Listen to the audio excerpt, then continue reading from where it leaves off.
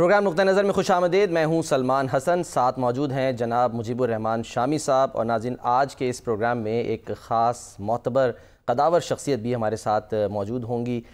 وہ شخصیت کون ہے، ان کا بھی تعارف جو ہے ہم کراتے ہیں.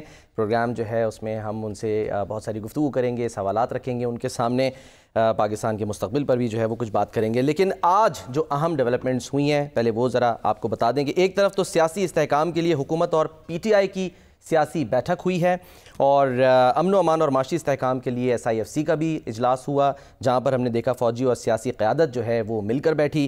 اور اس کے علاوہ مذاکرات سے پہلے جو آج ایک بڑی اہم ڈیولپمنٹ ہوئی ہے وہ یہ ہوئی ہے کہ جو سانحہ 9 مئی ہے اس کے 19 مجرمان کی سزاؤں میں معافی کا اعلان کر دیا گیا ہے. یہ کتنی اہم ڈیولپمنٹ ہے مذاکرات سے پہلے، اس پر جو ہے وہ ہم پروگرام کا آغاز کرتے ہیں. شامی صاحب، سر آپ کو لگتا ہے کہ یہ جو معافی دی گئی ہے یہ بھی ایک CBM کا آغاز ہے ایک طرح سے؟ آپ جو چاہیں کہہ دیں. اچھا. کیونکہ تجزیہ جو ہے وہ اپنا اپنا ہے، لیکن سمجھا یہی جائے گا. اچھا. یہ ایک اچھا میسج گیا ہے، نئے سال کا آغاز ہے، اور آغاز اچھے اقدامات سے ہو رہا ہے. ایک تو آج اپوزیشن اور حکومت جو ہے ان کے مذاکرات شروع ہو گئے ہیں، اور پھر یہ 19 جو افراد ہیں جی ان کی سزائیں معاف کر دی گئی ہیں. اور اس کا مطلب یہ ہے کہ جو دوسرے لوگ ہیں جو وہ بھی ان کے معاملات بھی زیر سماعت ہیں، اور ان کے بارے میں بھی رحم سے اور کام لیا جا سکتا ہے. جی ہاں. تو بہرحال یہ اچھی خبر ہے، اور ہمیں اس سے خوشی ہوئی ہے، اور اللہ کرے کہ یہ سلسلہ آگے بڑھے. لیکن اب سارے آج ہمارے بہت ہی محترم بزرگ ہیں، رہنما ہیں، پاکستان کے انتہائی ممتاز دانشور اور روحانی اسکالر ہیں، سید سرفراز شاہ صاحب ہمارے ساتھ آج موجود ہیں، ہمارے درمیان موجود ہیں. السلام علیکم شاہ صاحب. وعلیکم السلام. ہم نے ان کو گزارش کی تھی اور انہیں عذرائے کرم یہاں تشریف لانا قبول فرما لیا. اور شاہ صاحب مجھے وہ آغا شورش کے اشعار یاد آ رہے ہیں جو مولانا اشرف علی تھانوی کے بارے میں انہوں نے کہے، تو وہ میں آپ کی نظر کرتا ہوں. جس کی صحبت سے ہوئے اہل طریقت مستفید، جس کی ہیبت سے بتوں کا دبدبہ جاتا رہا، باندھ کر اپنے خدا سے رشتہ عہد الست، دعوت و ارشاد کے میدان گرماتا رہا. اس خدا آگاہ پر شورش خدا کی رحمتیں، جو دل پیر و جواں پر لطف فرماتا رہا، اور اس طرح شہرازائے سرسر پریشاں کر دیا، اس نے ہر شاخ گلستان کو گل افشاں کر دیا. تو ہم آپ سے فیض حاصل کرتے ہیں، آپ سے رہنمائی حاصل کرتے ہیں، آپ کی دعاؤں کے سائے میں سانس لیتے ہیں. تو آپ کا بہت شکریہ. شاہ صاحب، پاکستان کا حال بھی آپ کے سامنے ہے، ماضی پر بھی آپ کی گہری نظر ہے، اور مستقبل جو ہے اس سے آپ کی کیا توقعات ہیں، اور کس طرح آپ دیکھتے ہیں آنے والے دنوں کو؟ بسم اللہ الرحمن الرحیم.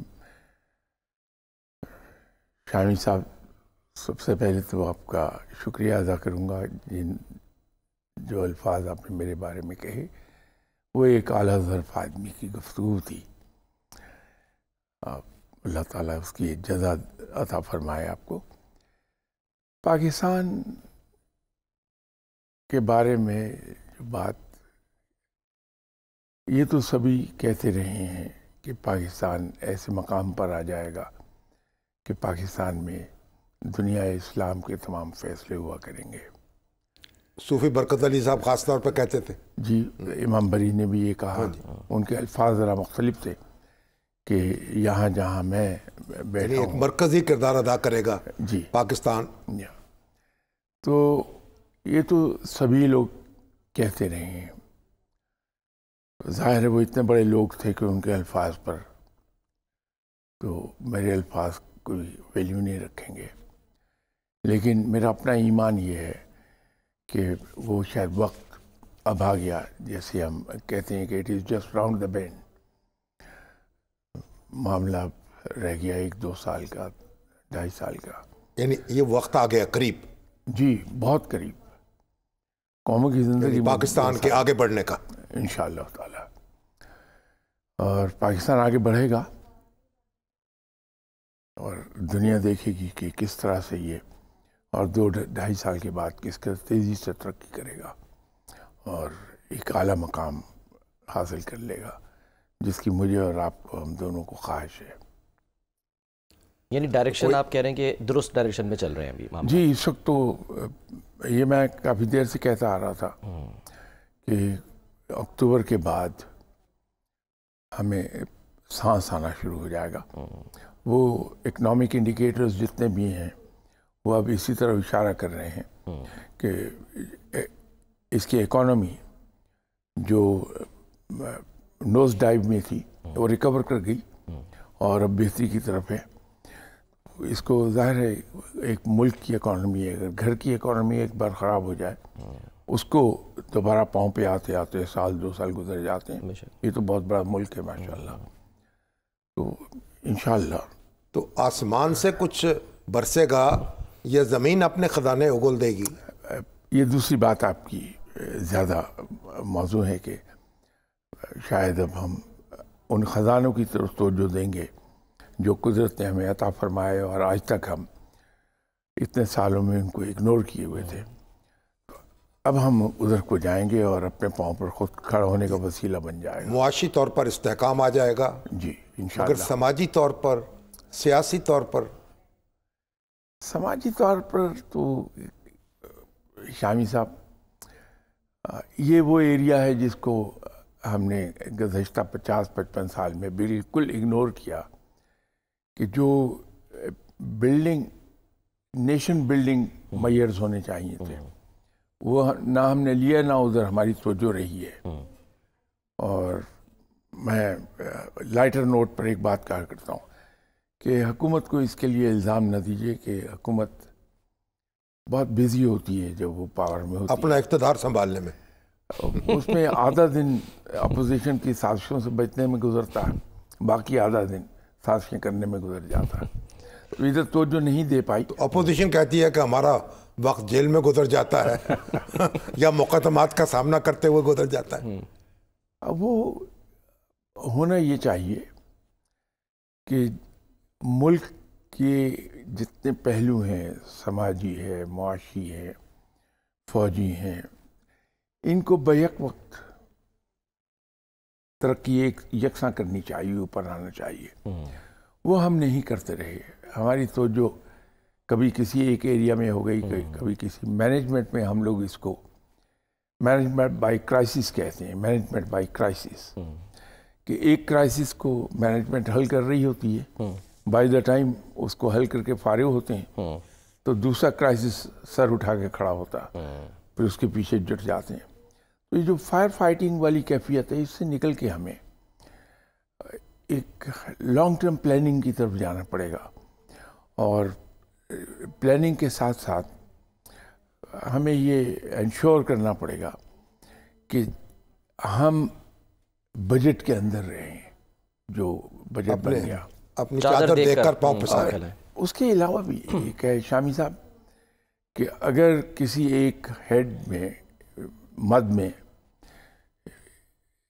ایک ایلوکیشن ہوئی ہے، ہم اس کو برسٹ نہ ہونے دیں، ہم اس کے اندر رہیں، تبھی ملک کامیاب رہتے ہیں. لیکن اگر میں ومس پر کرنے لگ جاؤں کہ مجھے ایک سوچ آئی کہ یہ پروجیکٹ ہونا چاہیے کہ اس کو بنانا شروع کر دو، پھر سوچ آ گئی کہ یہ کرنا شروع کر دو تو وہ ہم کرنا شروع کر دیں، اس سے اکانومی کبھی پاؤں پر نہیں آتی.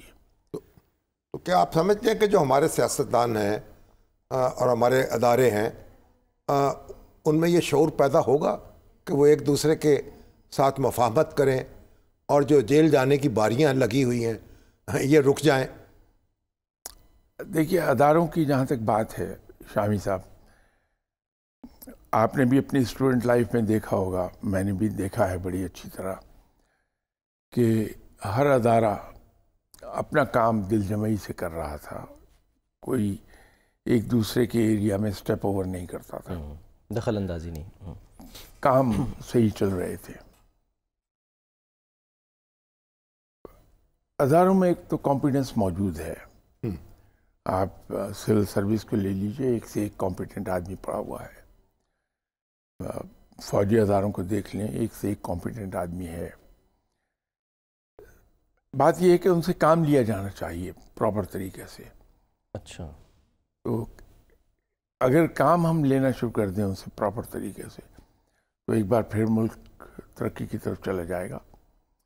ہم 70 کی دہائی شروع ہونے تک بڑی صحیح سمت میں جا رہے تھے. ایک آدھ پہلو ہمارا جمہوریت کا وہ کچھ کمزور تھا، لیکن ادر دین ڈیموکریسی باقی سب چیزیں پازیٹیو طرف موو کرتی تھیں. وہ اسی لیے تھا کہ کام ان سے لیا جا رہا تھا اداروں سے. آج ان سے کام لینا شروع کیجئے، آج آؤٹ پٹ بڑی اچھی ہو جائے گی ان سے. مگر شاہ صاحب ایسا صرف دعا کے ذریعے ہوگا یا کوئی دوا بھی کی جا سکتی ہے؟ دوا کے بغیر تو عالم الاسباب میں کوئی کام نہیں ہوتا. یہ تو عالم الاسباب ہے، کاز اینڈ ایفیکٹ کی دنیا ہے. یہاں دعائیں سپورٹنگ ویپن ہے آپ کا. اصل جو مین ویپن ہے وہ آپ کی محنت ہے، اور محنت بھی وہ جو سپورٹڈ ہو آپ کی ذہنی اور جسمانی صلاحیتوں کے ساتھ. وہ ہمیں کرنا ہوگا، اور رب جب چاہتا ہے تو ایسے وسیلے پیدا کر دیتا ہے کہ قومیں ادھر کو چل پڑتی ہیں. آگاہی ہمارے اندر خود آگاہی آ جائے گی. ویسے ایک بات اس سلسلے میں یہ کہا کرتا ہوں کہ اگر انسان نے یہ دیکھنا ہو کہ میں کہاں جا رہا ہوں، تو وہ راستہ جس کو وہ طے کر آیا ہے اس کی طرف دیکھتے رہنا چاہیے کہ میں یہ راستہ طے کر آیا. اچھا، تو جو ہماری صورتحال کچھ عرصہ پہلے تھی، اگر اس سے موازنہ کر کے چلے تو سود و زیاں کا احساس جاگتا رہتا ہے. صحیح. اور جب سود و زیاں کا احساس جاگتا ہے تو انسان صحیح سمت میں جاتا ہے. ہمارے یہاں میرا خیال ہے کہ ایک پرابلم یہ آ گئی ہے کہ ہم سود و زیاں کے احساس سے ذرا دور چلے گئے. ہم پلٹ کے یہ نہیں دیکھتے کہ تو کیسے پلٹ کے کیسے آئے اس طرف؟ ابھی تو عمران خان صاحب جیل میں ہیں، اور بالکل صحیح ہے، ان کے جو حامی ہیں وہ کلبلا رہے ہیں، تڑپ رہے ہیں. اور یہ صورتحال کب بدلے گی؟ کبھی نواز شریف صاحب جیل میں تھے، کبھی زرداری صاحب جیل میں تھے. دیکھیے میں تو شاید زیادہ آپٹیمسٹک ہوں. آپ کچھ عرصہ پہلے تک دیکھ لیجئے، اور اس کا کریڈٹ میں میڈیا کو دوں گا کہ میڈیا نے ایک اچھا کام یہ کیا کہ کچھ عرصہ پہلے تک ہم یہ کہتے تھے کہ ہم سے اچھا دوسرا کوئی نہیں ہے. میڈیا نے ایک بات، اب ایک احساس پیدا کر دیا کہ ہم سے غلطیاں ہوئی ہیں. اور جب کسی کو یہ احساس ہو جائے کہ ہم سے غلطیاں ہوئی ہیں تو سمجھ لیجئے کہ آدھا تو وہ ٹھیک ہو گیا، باقی آدھا وہ ٹھیک ہو جاتا ہے. تو یہ احساس میڈیا نے تو پیدا کیا. میں اس لیے نہیں کہہ رہا کہ یہاں بیٹھا ہوں، یہ میری آنیسٹ اوپینین ہے کہ میڈیا نے یہ احساس دیا. آپ آج سے 5 سال پہلے کے پروگرام دیکھ لیجئے، آپ کا تعلق میڈیا سے ہے. صرف ایک ہی بات سننے میں آتی تھی کہ ہم جیسا دوسرا کوئی نہیں جہاں میں، ہم سب سے اعلیٰ ہے، ہم سے کوئی غلط پرستی جسے کہتے ہیں. لیکن یہ احساس جاگ گیا. اب 50% of the job is done, بقایا 50% بھی انشاءاللہ اب ہو جائے گا. کہ اب آپ دیکھیے ٹاک شوز، کہیں کہیں اب یہ آواز اٹھتی ہے کہ یہ تو خرابیاں گنوا دی ہیں آپ نے، اس کا حل بتائیے. ساتھ میں حل بھی پیش کیجیے. بالکل. جی، اب یہ آواز آنے لگی ہے. تو جب یہ آواز آنے لگی ہے تو اب حل بھی آئیں گے اور ٹھیک ہوگا معاملہ. تو جیل کے دروازے کھلیں گے؟ دروازے کھلنے میں شاید تھوڑا وقت لگ جائے. کھلنا تو ہے بہرحال اسے. یہ کہ صرف اتنا دیکھنے کی بات ہے کہ آج کھلے گا یا کل، کھلنا تو طے ہے. تو اس میں شاید تھوڑا وقت لگ جائے. اچھا، یہ بھی کہا جاتا ہے نا صاحب کہ ڈیل جو ہے وہ کر کے ہی جو ہے سیاستدان باہر آتے ہیں. ملک کے وسیع تر مفاد میں اگر کوئی سیاستدان ڈیل کرتا ہے حالات کو بہتر کرنے کے لیے تو وہ ڈیل پھر ٹھیک ہے، کرنی چاہیے. اس بارے میں شاید میرے خیالات آپ کے لیے انوائنگ ہو جائیں، آپ اوفینڈ ہو جائیں اس بات سے. اگر کسی نے کوئی قصور کیا ہے تو پھر کسی ڈیل کا کوئی سوال نہیں ہے. اچھا، پھر اس کو سزا ملنی چاہیے، لیکن اس کے ساتھ ساتھ وی مسٹ انشور کہ کوئی بے گناہ سزا نہ بھگت جائے. تو میں تو اس معاملے میں جناب حضرت عمر رضی اللہ تعالیٰ عنہ کا عقیدت مند ہوں بڑی شدت کا، کہ جناب حضرت عمر رضی اللہ تعالیٰ عنہ نے اپنے دور حکومت میں وہ جو گولڈن پیریڈ ہو گیا، اس کے پیچھے شاید وہ اصول تھا ایک جس پہ حکومت قائم تھی کہ قصوروار کو معاف نہ کیا جائے، اور جس نے اچھا کام کیا ہے اس کو ریوارڈ ضرور ملنا چاہیے. اچھا، تو یہ گولڈن پرنسپل ہے. ہمارے یہاں مینجمنٹ میں بھی ہم اسی کو ایکسرسائز کرتے ہیں کہ جو پروفیشنل غلطی ہے وہ کسی طرح معاف نہ کی جائے. جیسے مگر وہ سزا عوام دیں گے یا عدالتیں دیں گی یا انتظامیہ دے گی؟ نہیں صاحب، سزا اور جزا کا اختیار عدالت کے پاس ہوتا ہے ہر مہذب معاشرے میں. نہ تو سڑکوں پر کسی کو سزا دی جا سکتی ہے، نہ سڑکوں پر کسی کی ستائش ہو سکتی ہے. یہ بری کرنا یا سزا دینا عدالت کا کام ہے، اور ہمیں اس کام کو عدالت ہی پہ چھوڑ دینا چاہیے. سر، عدالت نے ذوالفقار علی بھٹو صاحب کو پھانسی کی سزا دے دی. آج کئی اشرے گزرنے کے بعد عدالت کہہ رہی ہے کہ انصاف کے تقاضے پورے نہیں کیے گئے. نظام کی خرابیاں ہر جگہ ہو جاتی ہیں. بڑی اچھی بات ہے کہ کم از کم اتنا تو اپریشیٹ کیا جانا چاہیے کہ آج کئی اشرے گزرنے کے بعد بھٹو صاحب کو یہ کہہ دیا گیا، بھٹو صاحب کے لیے، کہ وہ فیصلہ غلط تھا. اتنا تو اپریشیٹ ہمیں کر لینا چاہیے کہ چلیے دیر سے صحیح، لیکن اپنی غلطی کو بڑا لاؤڈلی ایکسیپٹ کر لیا گیا. اب اس سے ایک سٹیپ اور آگے جا کے اس کے لیے کمپنسیٹ کر دیا جانا چاہیے آدمی کو. وہ اسی وقت ہوگا جب ہم ستائش کے ساتھ ساتھ یہ پوائنٹ آؤٹ کرتے جائیں کہ صاحب اس کا حق یہ بھی بنتا ہے، وہ بھی جہاں یہ حق دیا آپ نے، اچھا یہ مزید حق بھی دے دیجیے.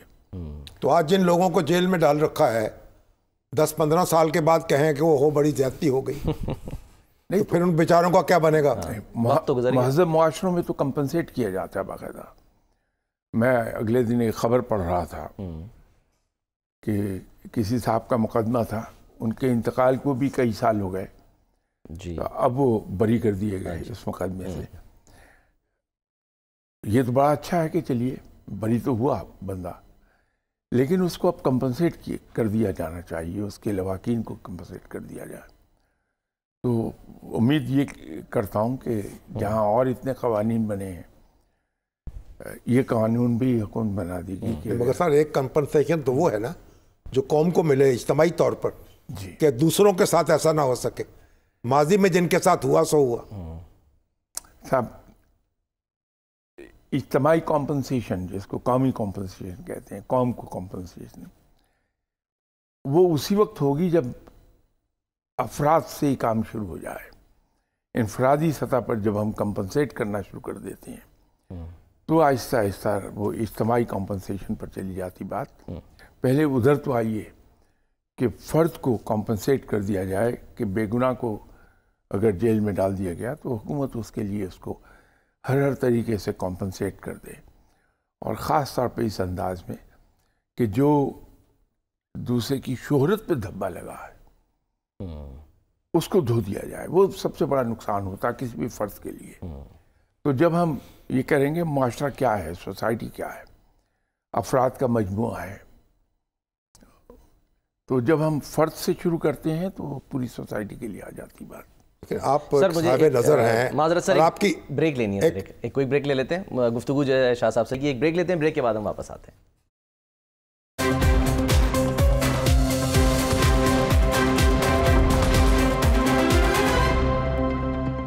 ویلکم بیک جی. روحانی اسکالر جناب سرفراز شاہ صاحب ہمارے ساتھ موجود ہیں. شامی صاحب. شاہ صاحب آپ سے یہ بات منسوب کی جا رہی ہے کہ آپ نے کہیں فرمایا کہ بانی پی ٹی آئی باہر تو آ جائیں گے جیل سے، لیکن اقتدار کے لیے ان کو انتظار کرنا پڑے گا.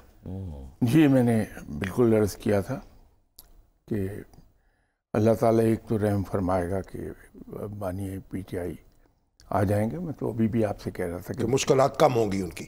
جی میں نے تو ابھی عرض کیا تھا جیل کا دروازہ کھل جائے گا، لیکن کرسی تک آتے آتے کچھ وقت لگ جائے. اچھا، وہ میں اب بھی اس پر قائم ہوں. ٹھیک. شاہ صاحب تو یعنی بالآخر نوبت آ جائے گی. جی ہو سکتے گرچہ دیر میں. اچھا شاہ صاحب یہ بتائیں کہ آپ ایک اہل نظر کی حیثیت سے آپ کے، اگر میں آپ سے یہ عرض کروں کہ آپ کیا مشورہ دینا پسند کریں گے عمران خان صاحب کو، نواز شریف صاحب کو، اور شہباز شریف صاحب کو، اور مریم کو، اور بلاول کو؟ شامی صاحب میں چونکہ بہت بوڑھا آدمی ہوں اور اولڈ اسکول آف تھاٹ کا آدمی ہوں، تو میرے یہاں تو ایک چیز ہے کہ مخالفت میں، دشمنی میں، لڑائی میں بھی ادب، آداب اور دوسرے کی عزت نفس، اس کا خیال کیا جانا چاہیے. میں تو اس خاص طور پہ جو آپ کے بلاول بھٹو صاحب ہیں، جس طرح بانی پی ٹی آئی انگلینڈ کے پڑھے ہوئے ہیں اور چھوٹی عمر میں یو کے چلے گئے تھے، اس طرح بلاول بھٹو صاحب کی بھی ٹریننگ وہیں کی ہے. اور بلاول بھٹو صاحب کو دوسروں پر ایک ایج حاصل یہ ہے کہ سر شاہ نواز، وہ بھی جوناگڑھ کے دیوان تھے، وزیر اعظم. پھر ان کے نانا وہ منسٹر کے لیول سے اٹھے اور پرائم منسٹر رہے. ان سے ہزار اختلاف میرے ہو سکتے ہیں نظریاتی، جو کوئے یار سے نکلے تو سوئے دار چلے. تو لیکن ان کی ذہنی صلاحیتوں سے انکار ممکن نہیں. بہت پاورفل آدمی تھے. اور پھر ان کی والدہ صاحبہ بڑی ٹیلنٹڈ خاتون تھیں اور وہ 2 مرتبہ وزیر اعظم رہی. جینیٹیکلی ان کے اندر یہ چیز موجود ہے. تو میں جب یہ آئے ہیں تو میں ایک بات پہ خوش تھا کہ ان کی سیاست بڑی سوبر ہوگی. یہ جو آج کا دھارا ہے اس میں بہہ نہیں جائیں گے. اچھا.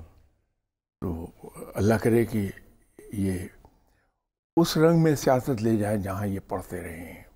ٹھیک. کہ دشمنی میں بھی وہ ایک ان کا واقعہ ہے برٹش پارلیمنٹ کا. میکملن پرائم منسٹر تھے، ان کے صاحبزادے بھی ممبر پارلیمنٹ تھے. بڑی دھواں دھار تقریر کی میکملن صاحب کے صاحبزادے نے، اور بڑی شدید تنقید حکومت پہ کر دی، جبکہ والد ان کے وزیر اعظم تھے. تو میکملن جواب دینے کے اٹھے اور صرف 2 جملے کہے کہ gentleman, where this worthy member parliament get this wisdom from, it is not up to me to say. اچھا. اب یہ اتنا خوبصورت جواب ہے. ان کی بیٹے کی 1 گھنٹے کی تقریر کے جواب میں 2 جملے کہہ دیے کہ gentlemen it's not up to me to say where did you get this wisdom from. اب ان کی سب کی وزڈم تو کہیں نہ کہیں سے آئی ہے نا. بلاول کی اپنی والدہ سے آئی، نانا سے آئی. نہیں، میں یہی تو مریم کی اپنے والد سے آئی. میں یہی کہنا چاہ رہا تھا کہ جیسے بانی پی ٹی آئی سے ذاتی طور پہ میں جو دیکھتا ہوں کہ اچھے خاندان کے ہیں.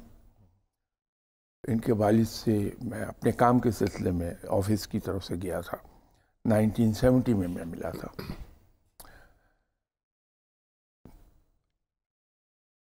تعلیم یافتہ ہیں بہت، اور پھر ویل ریڈ بہت ہیں. تو اسی طرح بلاول بھٹو صاحب کا توقع مجھے یہ ہے کہ وہ سوبر انداز لے آئیں گے جہاں یہ پڑھ کے آئے ہیں، جہاں سے ٹریننگ لے کے آئے ہیں، کہ دشمن کو برا کہنے کی بجائے بڑے خوبصورت، جیسے ابھی میں نے میک ملن کی ایگزامپل دی، تو اگر یہ انداز آ جائے ہمارے ملک میں، یقین کیجئے کہ ہماری بہت سی مشکلات خود بخود حل ہو جائیں گی۔ شاہ صاحب اسی سے جڑا ایک سوال ہے جو کہ ظاہر ہے ہمیں جو آپ کو دیکھ رہے ہیں انہوں نے کیا ہے، اسد محمود صاحب ہیں سیالکوٹ سے، وہ بھی پوچھ رہے ہیں کہ بحیثیت قوم ہم متحد کیسے ہو سکتے ہیں؟ دیکھیے صاحب کا سوال ہے اسد محمود سیالکوٹ سے۔ جب بھی ہم پر کوئی وقت آیا ہے، کوئی وقت پڑا ہے، ہم از خود متحد ہو گئے ہیں، یعنی بحران میں یہ ہماری فطرت میں ہے، تو اس کی طرف سے تو میں اتنا پریشان نہیں ہوں۔ اس وقت کی ضرورت یہ ہے کہ زیادہ توجہ اکانومی کے ساتھ ساتھ نیشن بلڈنگ پر اگر دے دی جائے، اور اس کے لیے کیا جائے، آپ بھی اس وقت اسٹوڈنٹ ہوں گے، میں بھی اسٹوڈنٹ تھا، تو ہم نے دیکھا کہ ایک دن سنیما ہال میں پولیس آ گئی ہے اور سب کو کہہ رہی کھڑے ہو جاؤ۔ اچھا، معلوم نہیں کیا ہو گیا، تو تھوڑی دیر میں ترانہ بجنے لگا اسکرین پر۔ اچھا، تو پتہ چلا کہ اب سے ترانہ بجے گا، اور جتنے بھی وہاں اسپیکٹیٹرز ہیں جی ہاں، وہ سب کھڑے ہو جائیں گے۔ پھر ایک اور چینج ہم نے دیکھی کہ فلم شروع ہونے سے پہلے یا انٹرول کے بعد بھی ایک فلم چلا کرتی تھی، اس میں قائد اعظم فٹ پاتھ پر چل رہے ہیں اور آ رہا ہے کہ پیدل چلنے والے فٹ پاتھ استعمال کریں، اور میسج یعنی کہ اس میں پبلک سروس۔ اب یہ آہستہ آہستہ بلڈ اپ ہمیں کیا جا رہا تھا۔ مال روڈ پر زیبرا کراسنگ مارک ہو گئی، لین سسٹم مارک، اب تو فٹ پاتھ ہی ختم ہو گئے۔ تو وہ ویسے اس کا میسج بھی تھا اس میں کہ جہاں فٹ پاتھ نہیں ہے وہاں آن کمنگ ٹریفک کے مخالف سمت میں چلیے تاکہ آپ کو نظر آئے کہ ٹریفک ہے۔ صحیح۔ تو لین سسٹم اور زیبرا کراسنگ انٹروڈیوس ہوا، اس وقت ہم اسٹوڈنٹ تھے، میرے خیال سے 9th میں یا میٹرک میں ہوں گا میں۔ تو یہ سب ادھر کو آہستہ آہستہ ہم جا رہے تھے، اچھا، ڈسکنٹینیو ہو گیا بدقسمتی سے یہ۔ ایک بار پھر ہم ادھر کو اگر جائیں کہ ہمیں ہجوم سے ٹرانسفارم کر دیا جائے ایک قوم میں، اور اس کے لیے یہ میئرز اسی طرح لینے پڑیں گے۔ میں تو کئی بار اپنے پروگرامز میں ایک عرض کر چکا کہ میڈیا 24 گھنٹے ہمارا الیکٹرانک میڈیا کام کر رہا ہوتا ہے، اگر الیکٹرانک میڈیا کے مالکان ذرا سی ہمت دکھائیں اور آدھا گھنٹہ، زیادہ نہیں، اس قسم کے پروگراموں کو دے دیں اچھا، قوم کی خاطر، صحیح، تو بہت سروس ہو جائے گی۔ یہ ڈاکٹر فرید ملک صاحب ہیں، سائنس فاؤنڈیشن کے چیئرمین سابق، وہ آپ کی تائید کر رہے ہیں۔ بڑی ان کی بڑی مہربانی ہے، بڑی نوازش۔ اچھا سر، نیشن بلڈنگ میں ظاہر ہے سیاسی جماعتوں کا بھی کردار ہوتا ہے۔ ایک سوال ہے سیف اللہ صاحب لاہور سے، وہ کہہ رہے ہیں کہ مذہبی تنظیموں کا جو رول ہے وہ کیا ہے، اور ان کے ہوتے ملک ترقی کر سکتا ہے؟ شاید اتنی شدت سے وہ ڈیزرو نہیں کرتے کہ ان پہ تنقید کی جائے۔ اچھا، ان کا رول ہے، ایک بڑی خدمت کرتے ہیں وہ، لیکن وہ سیاست میں گئے بغیر اور اپنا جو لب و لہجہ ہے اس کو ذرا دھیما رکھے ہوئے کام کریں تو ایک بڑی خدمت کرتے ہیں۔ ہم فیشن کے طور پہ مولانا حضرات کو برا کہہ دیتے ہیں کہ مولوی ایسا، مولوی ایسا۔ خود مولوی جو خدمت سر انجام دیتا ہے، آئی ایم شیور کہ میں اور آپ دونوں نہیں کر سکتے وہ خدمت۔ آپ کسی بھی مولانا صاحب کو پیراشوٹ کے ذریعے ماؤنٹ ایوریسٹ پہ اتار دیجئے، انہیں معلوم ہے کہ دور دور تک کہیں کوئی دوسرا انسان نہیں بستا، پرندے بھی نہیں ہیں، لیکن عین وقت مقررہ پہ کھڑے ہو کے اذان دیں گے، وہ نماز پڑھیں گے۔ یہ اتنی ایگزیکٹنگ ڈیوٹی ہے جو میں اور آپ نہیں کر سکتے، کہیں نہ کہیں اکھڑ جائیں گے. جو کچھ ان کے پاس علم ہے وہ بانٹتی ہیں لوگوں میں، تو میں تو ان کو اپریشیٹ کرتا ہوں اس خدمت کے لیے. لیکن تھوڑا سا یہ ہے کہ لب و لہجہ اگر ہم لگو لہجہ تو ماشاءاللہ ان کا ایسا ہے جیسے کفار کے مقابلے میں یعنی ہر وقت للکارتے رہتے ہیں. دیکھیے سنت یہ ہے، آپ کو مجھ سے زیادہ پتہ ہے کہ آپ صلی اللہ علیہ وسلم بدترین حالات میں بھی اپنے بدترین مخالف کے ساتھ بھی ہمیشہ نرم اور دھیمے لہجے میں گفتگو فرماتے تھے. ایک سنت ہمارے سامنے ہے، اس کو فالو کر لے مسئلہ حل ہو جائے گا. جیسا کہ بتائیں کہ جو غزہ میں جو کچھ ہو رہا ہے، اور پھر ادھر اب ہمارے خطے میں جو جنگ کے بادل منڈلا رہے ہیں، افغانستان سے ہماری کشیدگی پیدا ہو چکی ہے، ایران پر نظر ہے، اسرائیل کی بھی، امریکہ کی بھی. تو کیسے دیکھتے ہیں آپ یہ عالمی منظر جو ہے، اس میں کچھ سکون آئے گا؟ کسی بڑے ٹکراؤ کی طرف شاید نہ یہ جانے دیں.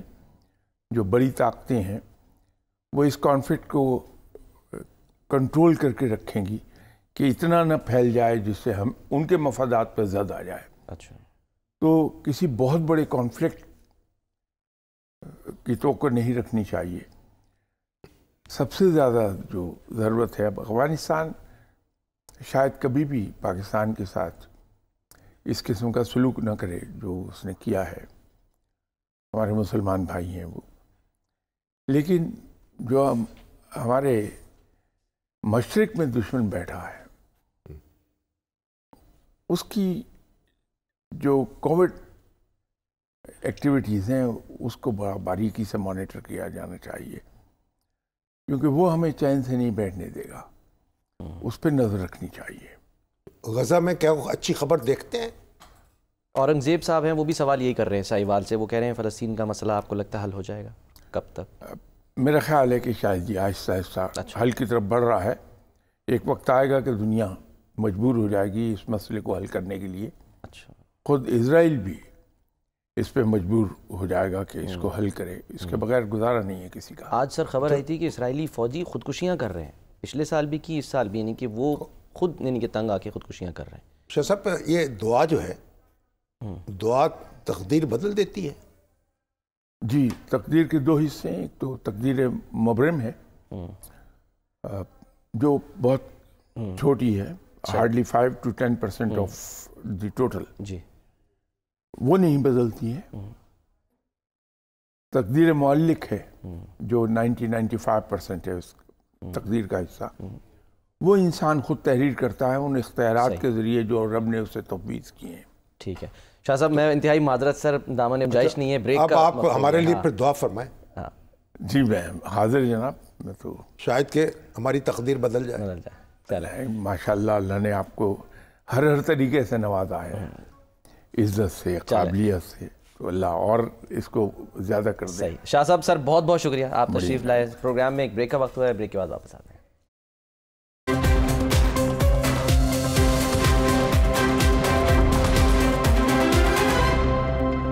پروگرام کا وقت ختم ہوتا ہے. ناظرین اپنا خیال رکھیے. اللہ حافظ.